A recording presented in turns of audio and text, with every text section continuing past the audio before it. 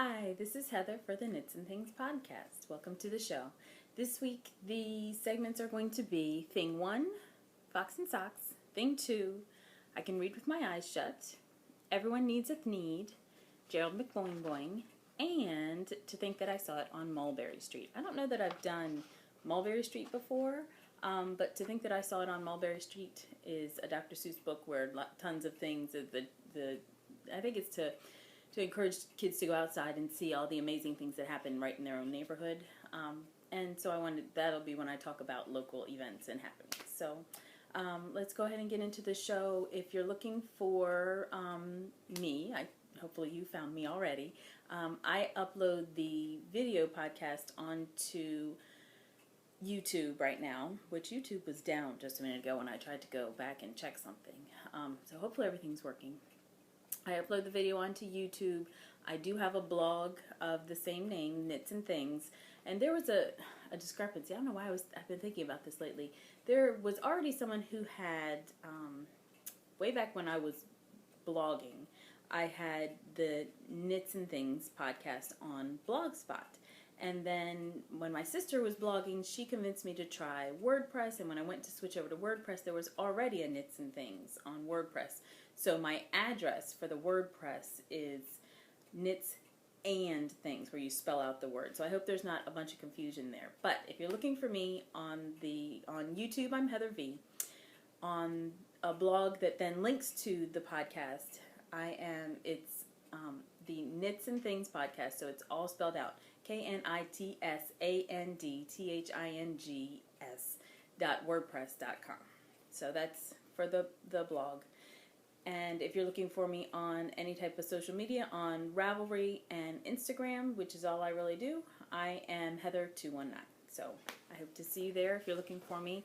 I do have my Instagram set up where you have to request to follow me, and I've got like five children that I teach on my Instagram, like not on there, but that have asked to be friends with me, and I don't want them seeing everything I do. So I have it set up where you have to ask to follow me. Don't be offended that I only do that because I don't want any of my students on my Instagram. So that's the only reason I have it set up like that.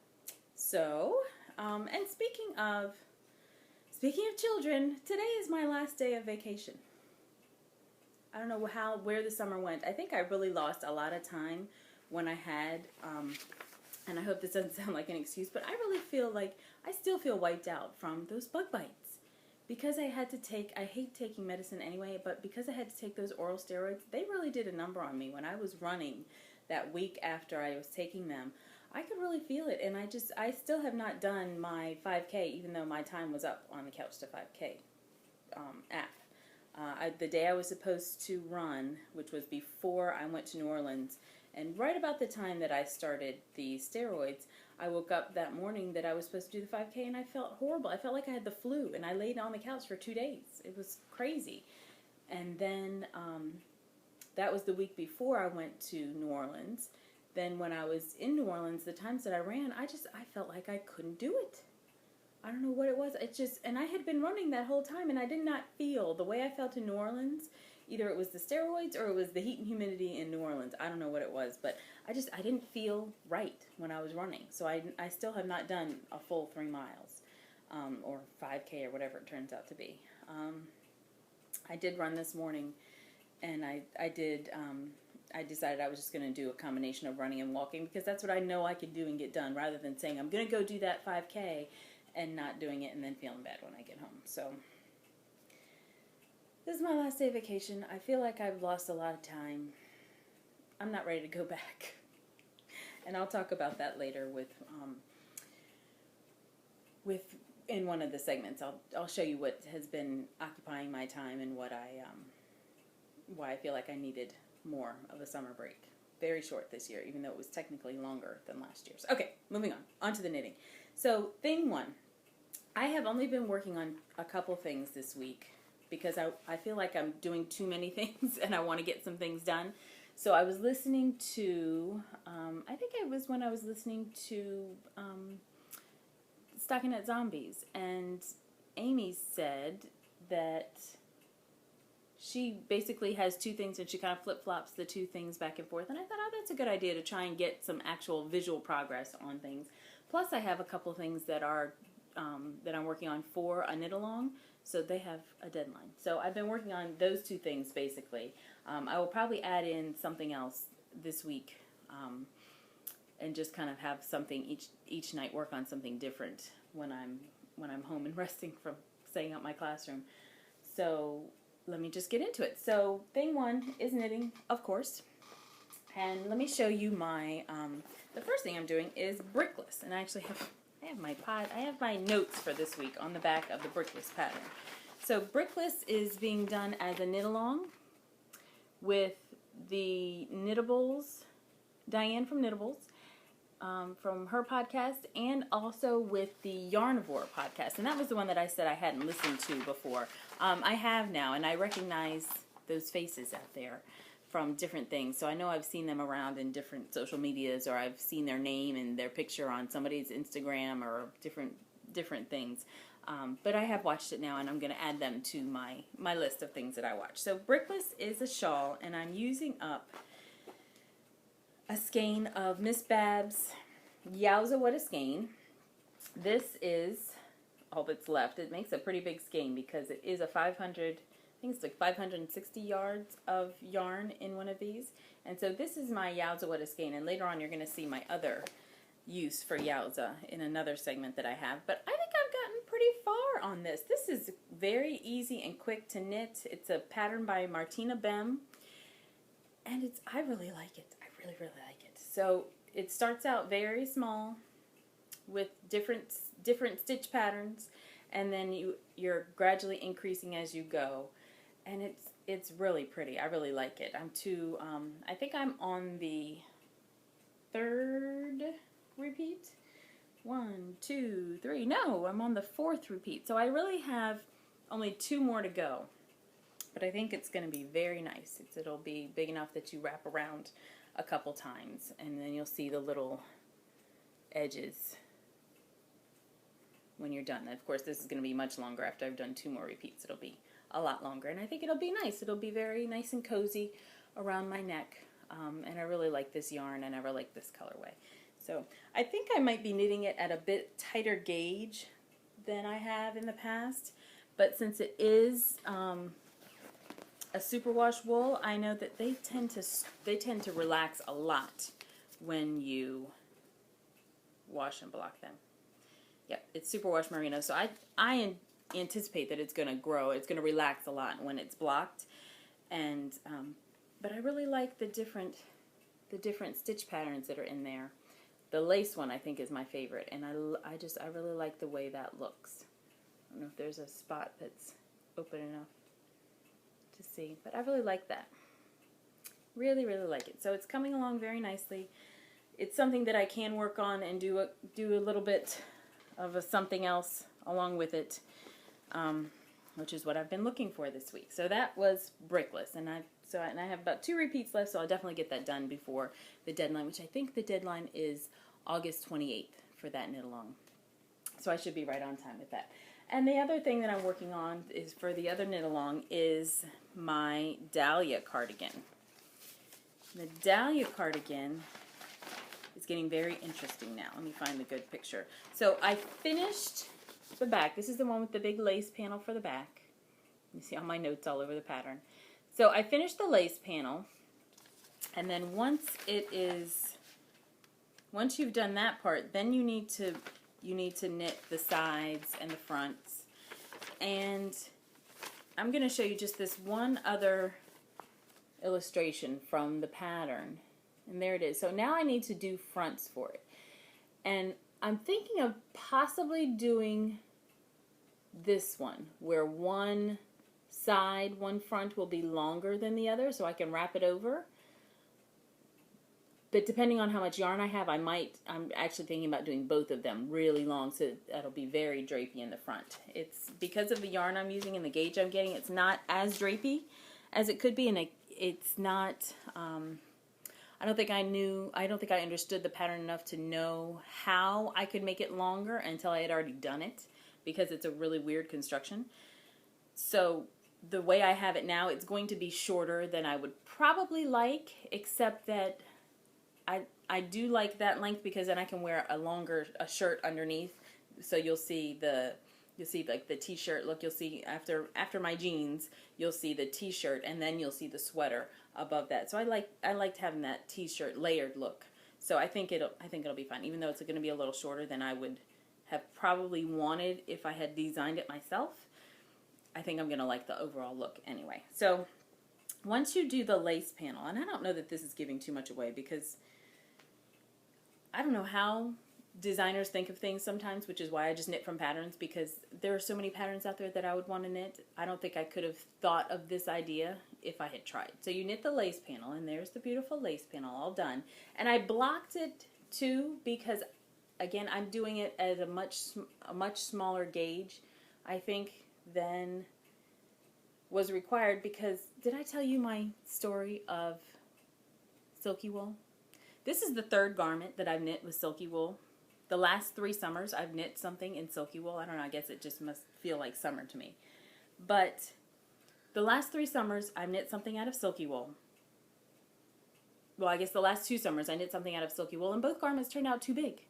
I don't know if my gauge must have been off somehow, but I'm a knitter, and I'm not very new to this. I should know to have checked, right? And even though I knew the first garment turned out too big, I still knit another one, and I didn't check gauge, I didn't do this, I didn't do that, and it turned out way too big. Very frustrating. So I don't want the same thing to happen again, so I'm knitting it on a smaller needle to get a tighter fabric. And when I finished the lace panel, it looked really small, because the lace panel is supposed to go across your back. Isn't it pretty? And there was no way, it did not look like it was going to stretch across my back. So I soaked it and blocked it already so that it would lay out flat and I could see. And I think it's really, really pretty. I really, really, really like it. And again, it's going to be in 2 colors. Clearly the back is green. The sides and the front are going to be this purple. So what you're looking at right now is, this is going to be on the back of my neck. And this is the right side of the cardigan. So the lace panel goes on my back. Maybe. The lace panel goes on my back, and this is going to be at my neck. Yep, this will be at my neck, and then the rest of the purple goes straight down my side. Where you see the white is going to be an afterthought armhole. Very nice. And then the part down here below the lace panel is the bottom of the cardigan. And if you can see, they stretch across and they go to about the middle of the lace panel. So this side will mirror, the right side will mirror the left side. So I'll have to do a whole nother side when I'm done. And this is why I decided to start working on just a couple projects at a time, because I was talking with several people that I know that have done this cardigan before, and they all claim that once you get into the stockinette portion, it takes forever.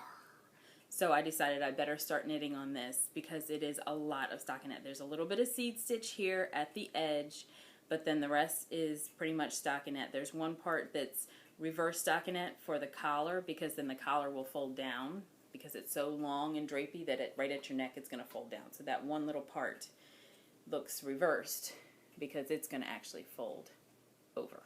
So I really like it, and it's so, I've gotten a lot of this done so far, but silky wool is so light and fluffy. I think that's why I keep trying to work with it, because I like the yarn so much that I feel like I really want a cardigan. I really want a sweater out of this yarn, and I'm gonna keep trying until I get it. I guess that's just my stubborn side coming out. I don't know, but that's the other pattern that I've been working on. Just those 2, basically. I do have a traveling sock that I'll show you. And I've been kind of sneaking that in there too, a couple minutes here and there, trying to get that started. So this is the Dahlia cardigan, and the brickless is really all I've been working on. Oh, and the designer for the Dahlia cardigan is Heather Zappetti, and this was a pattern from Interweave Spring 2007? No, 2011. It's an interweave pattern from 2011. And I actually went looking for my pattern this week, and I couldn't find it. I had to finish the lace panel on my own because my chart didn't copy correctly, and I went looking for it, and I couldn't find it. So I had to do like the last 4 rows of the lace panel on my own. It was kind of scary, but I got it. Yes, so I'm in a traveling sock group again. And the traveling sock groups, you go to, if you listen to the audio podcast for Knitters Brewing Company, they have a Knitters Brewing Sockaholics, I think is their group on Ravelry. And they have traveling sock circles that you can sign up for. And I think I've explained some of this before. I think I showed the one I was finishing when I first started podcasting. And I signed up for another group, and it seemed like it was taking a long time for groups to sign up. And I thought, oh, it'll probably be around the fall by the time the next group gets going. And then it'll be a while before everybody gets their stuff together. While I was on vacation, the group came together, and people were sending stuff out immediately. It's like when people signed up, it's a very active group, which I like. It's wonderful. But it's like people signed up and then did their own socks, and they were just waiting to be put in a group. So it's really nice. The group has decided on the name Heels Angels. So to the Heels Angels, hello. And Krusty Cupcake, this is your sock. So I'm going to have to let her know that she's got a little shout out here. So what you do when you have a traveling sock circle that you're in, you set up your toes so that it will be the size for the foot of your foot, the way you want your foot knit. So when you finish increasing for your toe, that's how wide you like your sock. So these are the toes that she sent me, and when you get them, they're just like this. So I've set it up, it's on the next needle, but I haven't started knitting on the second toe yet. So there's the toes that she sent me. She did it in hot pink. I think she said this was Jitterbug, and it's really nice yarn. It feels really, really nice. She sent me that. Then I picked out the pattern to do. I started with a different yarn at first, and I ripped that out and put this blue in. This blue, I do believe, is some Claudia hand paints that was left over in my stash. I don't know the colorway or the name or anything, but it's a really gorgeous blue. You can see it, just the yarn. That's the bottom of the foot, so it's just the yarn there. Really, really pretty. But I chose, do you believe it's called Over the Candlestick or Jump Over the Candlestick from the Socks a la Carte book.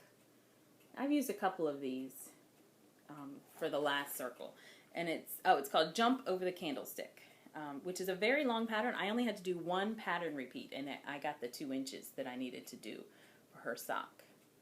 And you can see little flames. There's 3 little flames that you can see on there. Here's 1, there's 2, and there's 3. 3 little flames, and there's kind of like a little lace section in between.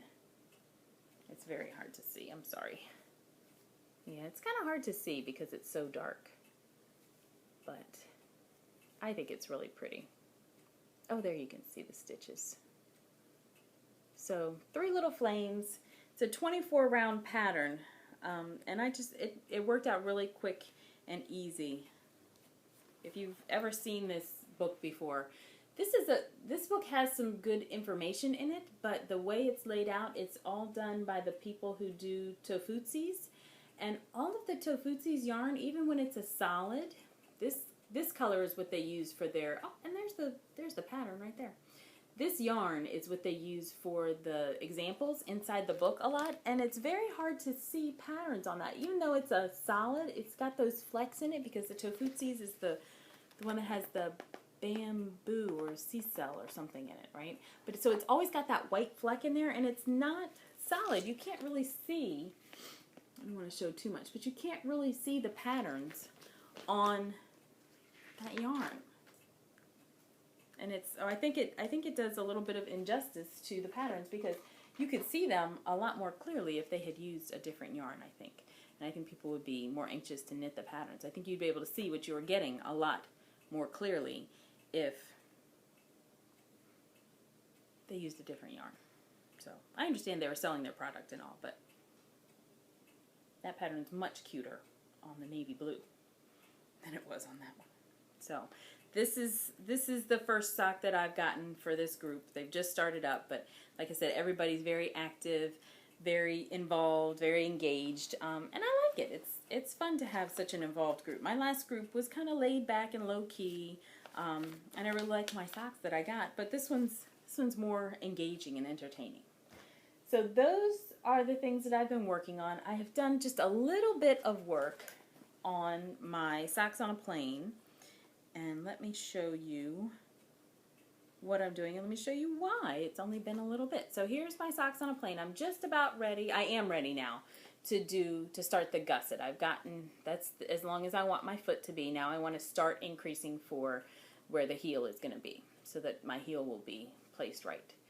But I stopped working on it because I gave myself a treat. When we were in New Orleans, we were there for a family reunion, and we were so busy and we were running around so much that I never had time. I had a yarn shop in mind that a friend had seen when he was there over spring break, and I had that shop in mind. I knew the street it was on and everything, and I had mapped it out on my little my Around Me app when I was just sitting around one day, and so I knew where it was. I knew I was going to keep a lookout for it, but we never got around to it. There were so many other things that we wanted to do and see, and we never made it there. So I never got a souvenir skein of yarn from New Orleans. Oh, so I decided to treat myself, and I've actually splurged and bought 3 things this week. So the first thing is I had heard the Knitmore girls talk about these cable needle rings by Leslie Wind, and I've got her card right here.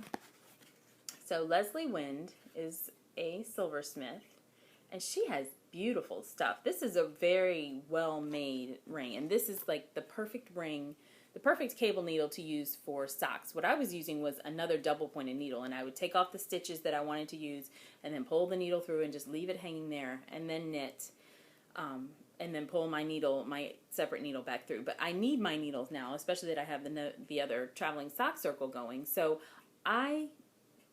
this ring popped into my mind, and I thought, I'm going to order that ring since I never got my souvenir skein. So it actually, you can wear it right on your hand while you're knitting. Now, I was thinking, I can probably even hook the stitches with that. No, you can't really. You do have to remove it, hook your stitches and everything, and it actually is a little bit tricky to get the stitches back off of here or to knit off of this because it's so small. And I think because once you've taken the stitches off, then your actual knitting needle is still standing by there, waiting to be used again. So it was tricky for me, and what I found works best is I take my stitches off with this, and then you can slide it around. Let me do a couple stitches for you. And take my stitches off with the ring, and slide them on to the ring, and let it hang down. So there's the stitches that I would be cabling.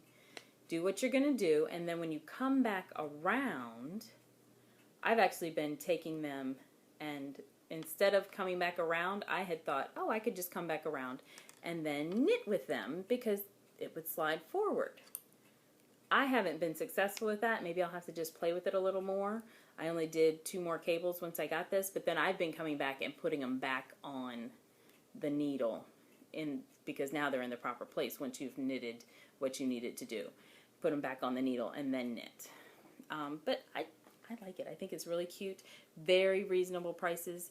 This was a great price for a ring. It was kind of in between. It was a very inexpensive price for a silver ring, or you could think of it another way. It's an expensive price for just a cable needle, but it's jewelry, and it's going to last forever, and you're not going to lose it because it's either on your hand or in your project or back in your storage cases when you're done. So I think it's really nice. I like it. And so I can't wait to do some more cables with that. And I'm just going to put it right back on my project. Oh, and you can get it in whatever size you want. I sized it for my middle finger because I know that I usually have rings on my other fingers. So that was that. But she also sent me a bookmark. She said it's a shawl pin / scarf slide / bookmark. And so I wanted to show you that because it was really, I thought it was a very generous gift to give me for just buying a ring or a cable needle. So what she sent me is also silver, or metal, I guess. And here it is being used as a bookmark, and this is probably how I would use it. I would use it and slide it in to the side of the page if I was reading an actual book to show me, hey, silly, this is where you stopped reading. This is where you need to start again. So it has one part that has a point to it, so I would use it to point to where I need to start reading. But I'm going to take it out of there, and you'll see that it's a heart. I love hearts. It's a heart. Isn't that pretty? And let me show you. Oh, on my Harry Potter book. Harry Potter and I podcast every week. You guys are actually sitting. I podcast using my iPad, and so my iPad is sitting. I have a TV tray sitting in front, and I'm trying out a new spot. I'm waiting to see where I get the best place, the best location for having all my things. But so I have a TV tray and a couple Harry Potter books. I balance them depending on which combination of books lifts everything up to the right level. So Goblet of Fire didn't get used this week, but there's the bookmark, and it's a heart. But it also works as a shawl pin, and I'm actually going to show you. I said I was going to show you my other application for Miss Babs, and that's what I'm going to show you now. So I used Miss Babs Marigold here, and Biker Chick here, in the simple short row cardie, and it needs a shawl pin to close it.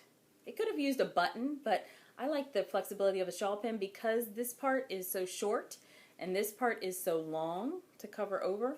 I like to have a shawl pin, and I actually think I might put a button in here to catch, a button or a snap maybe to catch so that it stays even here, because what happens is if I hook it with a shawl pin here, then this part is going to droop down and it ends up being very lopsided. So what I've been doing is kind of making a compromise and putting a shawl pin through the middle. And I have the shawl pin I normally use, but this one works really well too. So let me see if I can do this looking into the camera. So, and it works best, I think, if you take a little bit more fabric than you normally would. So I'm going to go in and out twice. And then you have a little puff of knitted fabric in between the heart. So, and that's not perfect. I should maybe do it again a different way, but that would keep it closed. And there's the shawl pin in action. I'll get closer so you can see the pin. And you can see it might work on a shawl better than on this sweater. But I really like it. I think it's very well made. I love the gold tone to it, and I think it's really nice. So that's Leslie Wind. And she's www.lesliewind.com.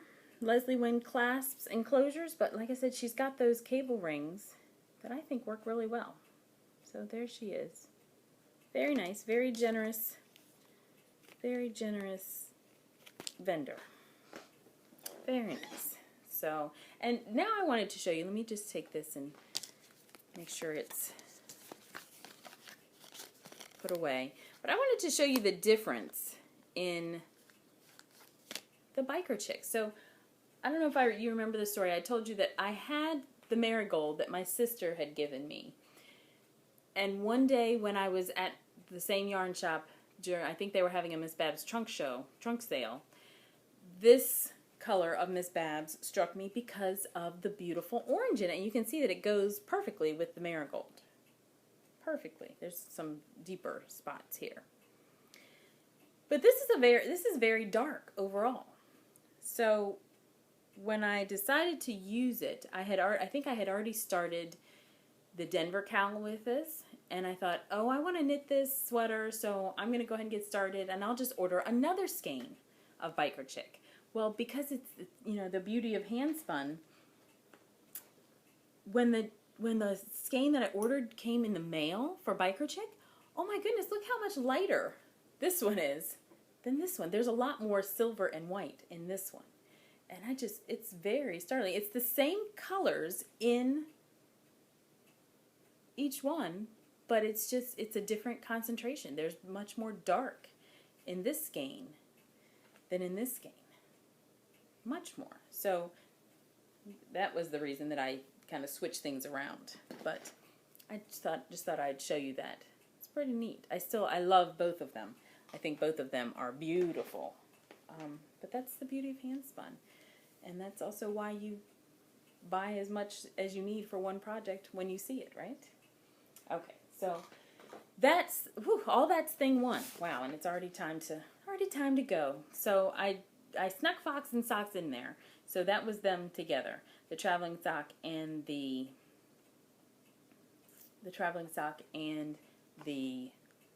socks on a plane. So since I was just talking about the ring and the shawl pin, I'm going to continue on with everyone needs a thneed. So for needing a thneed, everyone needs a cable ring and a shawl pin from Leslie Wind. And everyone also needs a Knitting's My Bag. So I don't know if you saw it when I pulled out my socks on a plane, but I had gotten this little bag. I have a little sock bag that is not Knitting's My Bag, but I got this one in Maryland. Here we have a show in the spring before Sheep and Wool, and it's called the Homespun Yarn Party.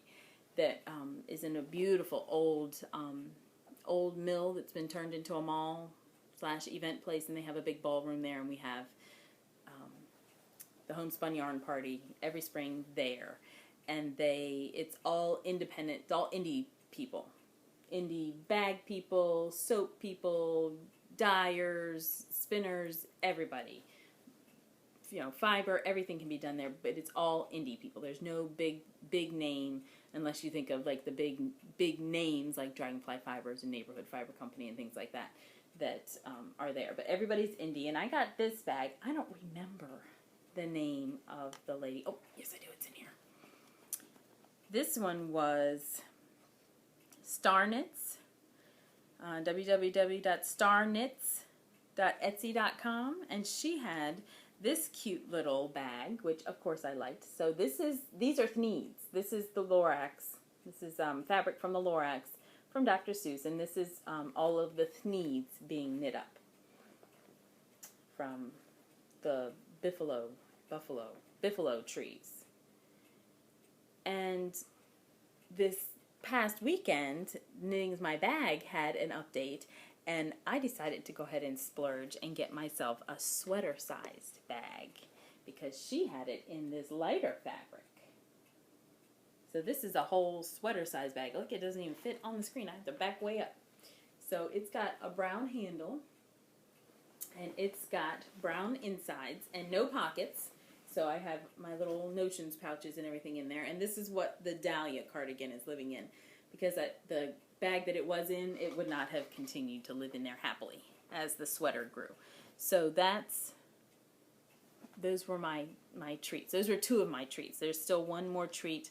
I asked for a skein of yarn from, oh my goodness, I'm going to forget her name. Sock Bunny. Yes, from Sock Bunny, and I'll tell you the little story about that when that comes. But I have a skein of yarn from Sock Bunny coming in. I ordered the bag, and I ordered the ring for myself. All to make up for the fact that I didn't get a skein of souvenir yarn.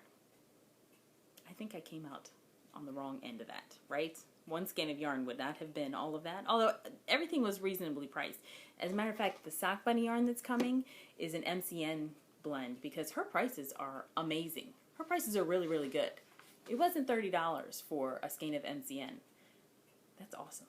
MCN has cashmere. Awesome. Really good. So that's the thneed. I showed the Dr. Seuss book. Let's talk about spinning. I finished, actually I wanted to show you, I know last week when I showed this skein, it was still on the bobbin, and that was kind of rude. But I don't know why I didn't take it off and wind it into a skein. So this has been now put into a skein. It has not been washed yet. I'm going to soak it all together at the same time. But this is really, really pretty. And I have not measured wraps per inch, but I got about 155 yards. And this is probably, it's not as light as I thought it was going to be. I thought maybe it was going to work out to DK weight. I don't think so. I think it's worsted. So I should probably go ahead and measure wraps per inch. But this is the Crown Mountain Fibers BFL in the Rise of the Phoenix colorway that I spun. I started spinning during Tour de Fleece when I got a little bored of my plain white Romney. I spun this up, and it spins up very nice. So when I finished spinning, this is one skein. I have a bobbin that's about 3/4 of the way full with more yarn, plied up yarn, but the bobbin's still a little bit empty. So when I do my plying again, I'm going to see if I can get those two to join together on the same bobbin so that it'll be one continuous skein that I unwind rather than having a bunch of little mini skeins. So I had one bobbin that still had fiber left on it, still had singles left on it, and I thought, oh well, I can just Navajo ply that. But again, I didn't want just a little bit of yarn left, so I dug out the other 8 ounces of fiber, spun onto the bobbin that was partially filled with about 2 ounces of fiber, and then I took what was left and I split it out evenly. So I weighed it, bobbin and everything, and I weighed it out so that I would have about the same amount of weight on each one. So I split the fiber, and hopefully I've got about it. I mean, it looks pretty even. I know this one is kind of full all the way through, where this one is kind of bigger at the end and not as much up here. So I'm hoping that they're about the same. They have just about the exact same weight for the bobbin and the fiber and everything. They have just about the exact same weight. So now the test is whether or not I spun evenly, right? But they look, I think I don't know, I'm pretty proud of my spinning with this. It seems pretty consistent. This little peach part right here looks a little bit wider, but that's the very end. And that part always seems to puff up because it doesn't have as much twist in it. But I think it looks pretty consistent and pretty even. So as long as it matches the first skein, that's all I care about. I really don't care what happens after that. So if I have 155 yards there, I'm thinking this is going to be at least another 155, probably 200 yards, because remember I still have a bobbin that's got about 3/4 full with plied yarn. So I didn't just get 155 yards out of one 8-ounce bump. That would be very dense. So I'm thinking maybe 300 yards a piece, so maybe 600 yards by the time I'm finished all together. I don't know, we'll see. So it's not going to be one whole sweater. I'm going to have to find a yarn to go with it to complement, but my goal was to do this and knit up a sweater. I guess the other thing I could have done was to find another plain fiber to ply this with, but I don't necessarily I like barber poling when it's color on color. I don't necessarily like barber poling when it's a solid on a variegated strand. So this, I think, was the option that was going to make me happiest, even though I'm not going to be able to do one whole sweater out of just this. It will have to have something else going with it. So, I don't know. I think that's really, really pretty. Nice colors. Crown Mountain Fibers, Rise of the Phoenix. Makes me even sadder that Crown Mountain is not functioning right now. Although the business is still for sale. If anybody thinks that they can be Klaus, thinks that they can be as good as Klaus, feel free to buy the company and start making stuff so I can buy it again. All right. And the next spinning, I was watching Malia, Rhymes with Maria, on her podcast. She's yarn raising, right? And she's such a good spinner. And I love how she explains stuff. She really teaches along with her podcast, where she shows you what she's doing and how to do it and why you want to do it this way. And she has projects on spindles a lot. She spins a ton. She has a bunch of projects on spindles, and she showed how to use the Turkish spindle this week. And it inspired me to dig out some more fiber and start spinning on my Turkish again. She pulled off a cop on her Turkish spindle that was, it was way up here. It was a big, cute little round ball. It was so nice. And it kind of inspired me. Now, in my mind, I have that my Turkish spindle should be for luxury fibers. So this fiber is a wool and sea cell blend. Yes, 70% wool, 30% sea cell, from an old dyer. that I got. I think I got this at a Stitches years and years and years ago, the first year that I started spinning, I think. And it's very, I always knew in my mind, I think this has been sitting out for so long because I knew that this was going to be a very slippery fiber to spin because of the C-cell. And so I kind of pass it over every time I go into my stash to find something new to spin. So I thought when I saw Malia doing her tutorial on the Turkish, I thought, you know what, I should get the Turkish spindle out and spin from that wool and C-cell blend that I have, because I love the color. It's just a nice creamy blush color. You know, it's almost a natural color, and every once in a while it's got like a champagne or like a little bit of a berry color to it. It's really, really pretty, and I think it's going to turn out very nice. But she has been spinning on her Turkish spindle from Punies, which are very tightly wound Rolags.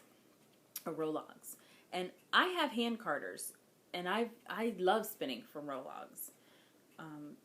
And so I tried just this one little bit. I broke off just this one little bit because this is, I believe it's an 8-ounce braid. Is it another 8-ounce braid? It's at least 4 ounces. No, it's 8 ounces. It's an 8-ounce braid. I mean, here it is. It's huge. So I figure I can at least do half of it this way. But I just wanted to try this one. I broke off just this one little part to try and see. And I don't know if you can see, if I can get it close enough where it'll focus.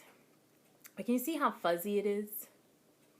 And I think it's because I'm spinning so finely and straight from this. I think that if I turn this into Punies with my hand carders, that it will help to control the puff and the stray hairs, excuse me, and the stray hairs that I'm getting from this. So I spun that up a couple nights ago, and it's been kind of sitting there. I'm looking for my hand cards, and I'm remembering loaning them to someone, and I don't remember who. I asked my sister if it was her. She claims it's not her. She also claims that she doesn't have them, that the hand cards she has are hers. It's a big debate with my sister and I. Sometimes things become the other sisters. I don't know if you have sisters, and especially sisters that are very close in age where you grew up together, but sometimes things just happen to become the other sister's property. Strangely enough, when they did not start out that way. So I hope that's not the case, but maybe I'll just borrow hers. Borrow hers. I don't know. So that's my spinning right now. I need to Gerald McBoing Boing. So the rest of this is just going to be about my son. So if you really don't want to hear about an 11-year-old, you don't have to keep listening. I'll see you next week. But I have kind of put it off each time, and I know I'm right at time now. So this is about the length that the podcast normally is. So if you're done listening, I understand. I'll see you next time. But Gerald McBoing Boing, we've been doing a lot. It's summertime, right? And I know you can see with I podcast here, there's bunches of pictures. The pictures here are my family that actually need to be replaced. This is my Grammy right here. That little lady with the white hair. That was my Grammy. She's awesome. She was awesome. She passed, I think it's been like 7 years now since she's been gone. But she lived with us, and she was awesome. I loved how she put me in my place sometimes. Anyway, that's my Grammy. This is a picture from a long time ago of me and my son when we all went to get this picture taken. This was when my brother-in-law first married into the family. So this is how long ago this was. And I don't know. I think Grammy had already passed. So it's like 6-7 years ago. But you can see how little that little guy is. Because in that picture, I think he was probably 4 or 5. This picture here, which I love. His dad took this picture. His dad is like a budding professional photographer, and his dad took that picture. I believe he was 9 in that picture, and it's just handsome. He just looks good.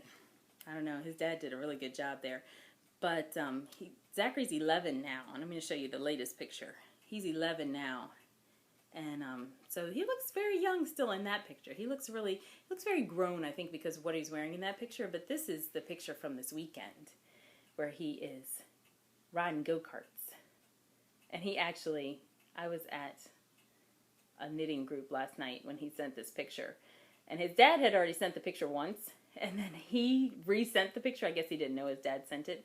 He resent the picture to me with a caption, and I started cracking up so bad that I couldn't keep talking at knitting group. He sent this picture with the caption, "Never gonna catch me riding dirty." And I started laughing. He cracks me up. And when I sent him a message back that said, "You're a mess," his reply was, "I know."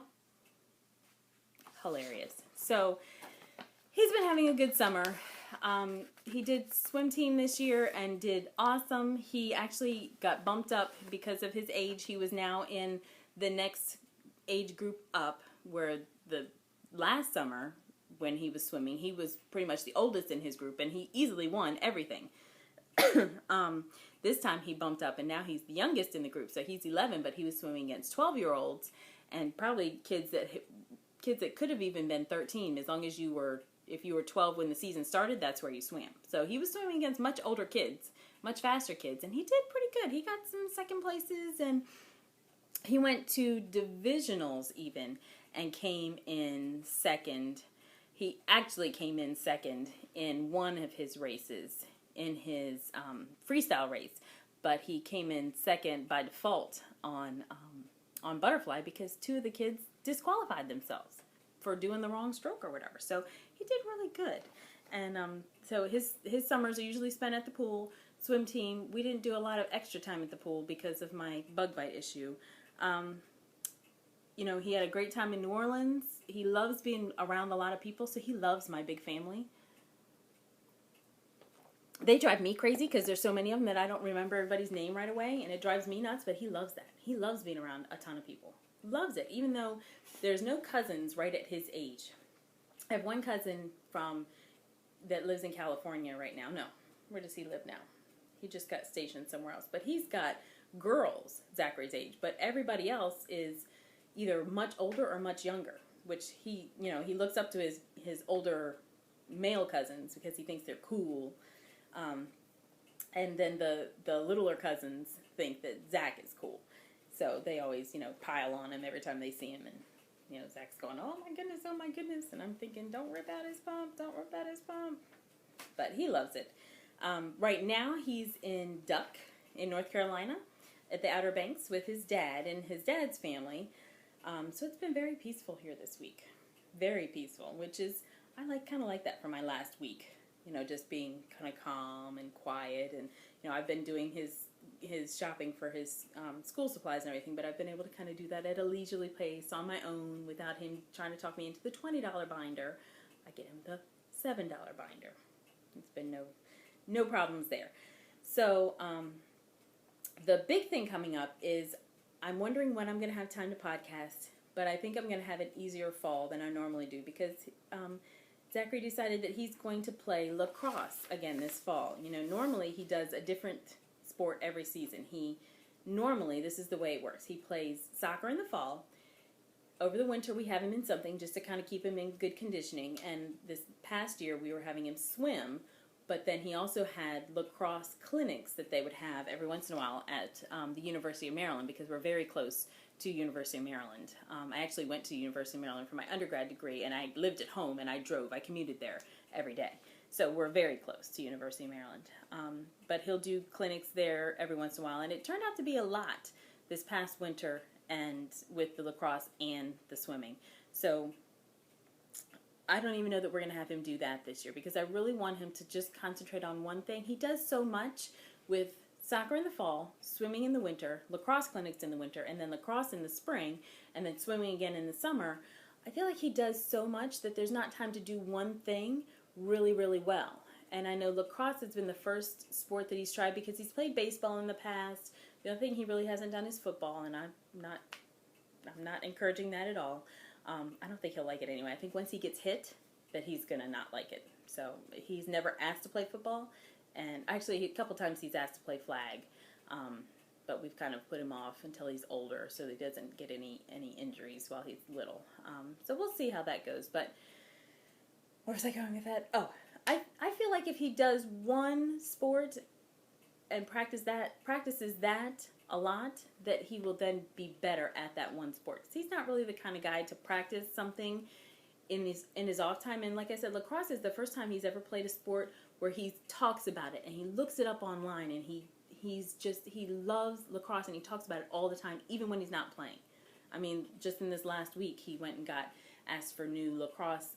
He asked if he could get more lacrosse balls so he can practice with his stick out in the backyard, which he never does. He never takes a soccer ball out in the backyard and practices kicking it around. And he and my mom decided that he needed new cleats, so they went out one night and looked for new cleats. And so I don't know, I really hope that the fire and the desire to play lacrosse stays with him so that he will really improve and really do a good job. So he's doing lacrosse this fall, which from what I understand is a very short season. There's games just one per week, if that, which during the spring, sometimes we have 3 per week. And practice is only one day, mandatory one day a week. I think they will have it a couple days a week, but it's only mandatory on one day a week, on Wednesdays. So I think it's going to be awesome. I think it's going to be very relaxed. So hopefully I will still have time to podcast. This podcast is a little bit early because I wanted to take advantage of my last bit of free time. And hopefully I'll be able to record, I don't want to say every week. I might be able to record most weeks, and then it might take me a while to edit. So maybe it'll be that I record one week and then edit and post it the next week. And then in the in-between week, record again, and then take a while to get it edited and posted. Because it does take a little bit of rolling around. I think it looks a little more polished and professional when I take the segments out. I don't know, maybe that will be one way I could cut things out if I just record from start to finish and then just post it. Maybe that'll be a way to get that, to make sure I get it in. But that's all I have for this week. I do have a couple events coming up. Hopefully I'm going to make it to spinning tonight. I haven't been to the new Clover Hill Yarn Shop yet since they moved and changed ownership, so I hope to make it up there tonight. I'm looking at the clock now. I was just at a knit group last night. There's a Thursday group that meets the second Thursday of the month at a brand new beautiful library nearby. So that was nice. And I had off on this past Saturday, and I went to my Wegmans Knitters group. So hi, Wegmans Knitters. I know I talked with a couple people about the podcast there. It was a very small group that week, this past week. So I don't know who might be watching or who might be looking to watch. But hello if you're watching. Hope to see you soon, because my Saturdays should be free from what I hear for the lacrosse schedule. So thanks for watching. I will see you next time.